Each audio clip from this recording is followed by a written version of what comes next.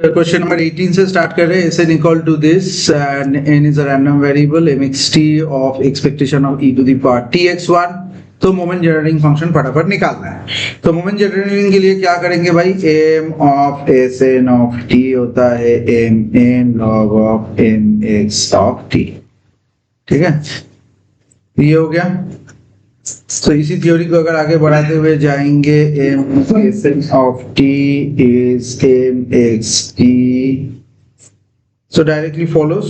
so यहीं से independence का कहानी स्टार्ट हो जाता है. so Sn equal to x1 plus x2 xn. so the condition is m of Sn of t is expectation e to the power t Sn given n.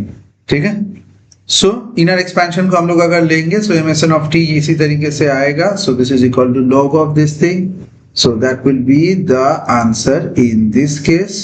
और what does the logarithm appear अगर आपको जानना है, because m of nu is expected e of un है, so mx of t whole n भी इसी के साथ आएगा. that's why the log comes in. so the final answer अगर हम लोग जाएंगे, so याद रखिए कि condition on n equal to use independence and recognize mgf of n. ठीक है, तो आंसर यहां पर भैया अपना बी सही.